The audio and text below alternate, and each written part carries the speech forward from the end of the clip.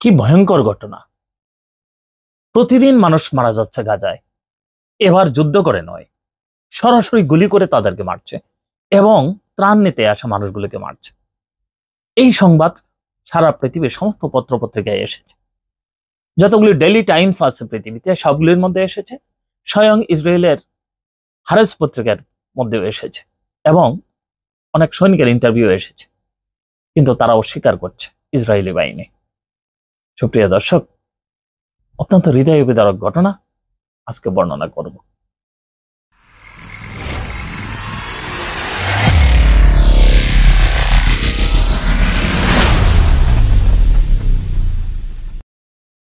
সুপ্রিয় দর্শক, শুভেচ্ছা গ্রহণ করুন। অত্যন্ত হৃদয় বিদারক একটা ঘটনা ঘটে যাচ্ছে গাজায়। ত্রাণের জন্য হাজার হাজার মানুষ যখন লাইনে দাঁড়াচ্ছে, তখন ইসরায়েলি বাহিনী পাখির মতো গুলি করে, সরাসরি গুলি করে এইসব সাধারণ মানুষদেরকে হত্যা করছে। তাদের মূল উদ্দেশ্য এই জায়গাটাকে তারা এভাকুয়েট করা বা শূন্য করা, এরই অংশ হিসেবে তারা এই কাজটা করছে, যদিও তারা এটাকে অস্বীকার করছে।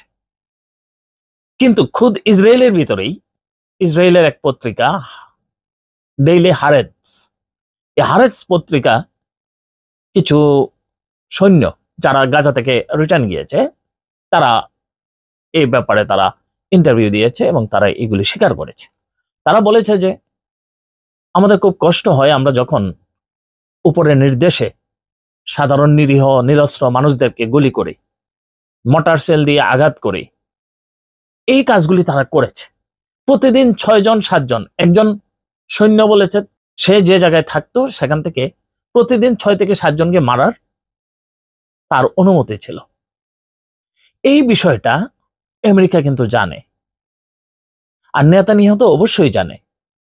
এদিকে নেতানিয়াহু এবং তার প্রশাসন এটা তাদের বিরুদ্ধে একটি রক্তমাখা অপবাদ হিসাবে ব্যাখ্যা করেছে, বলছে আমাদের বিরুদ্ধে এটা একটা রক্তমাখা অপবাদ। সুপ্রিয় দর্শক, তারা অস্বীকার করে, আর এদিকে তারা আবার মেরে যাচ্ছে। আন্তর্জাতিক যে পত্রিকা আছে সেই বা মিডিয়া আছে সেগুলিকে ভিতরে যেতে দেওয়া হচ্ছে না, এবং যারাই যাচ্ছে তারা প্রাণ হারাচ্ছে। এমন হৃদয় বিদারক ঘটনা সারা মুসলিম উম্মাহ কিভাবে সহ্য করছে?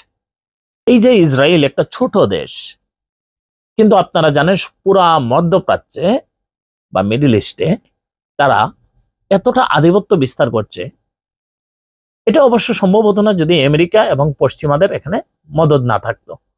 পশ্চিমারা ব্যাপকভাবে তাদেরকে সহযোগিতা করে যাচ্ছে।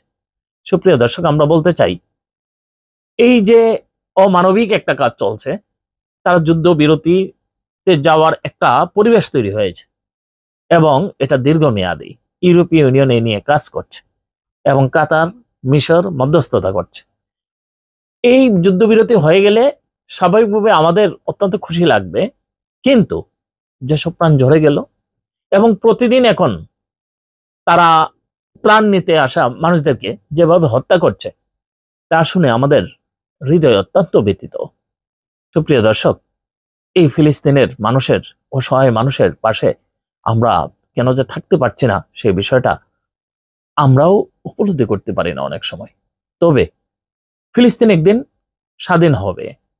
এতগুলি মানুষের প্রাণ বৃথা যেতে পারে না, এতগুলি রক্ত বৃথা যেতে পারে না, এত মানুষের কান্না বৃথা যেতে পারে না। আল্লাহ তাআলা নিশ্চয়ই এদেরকে উত্তম মর্যাদা দান করবেন। আমরা চাই ফিলিস্তিনের ভাইরা সুন্দরভাবে বেঁচে থাকুক, ঠিক আমাদের এই মতো। ভালো থাকবেন। সালাম আলাইকুম।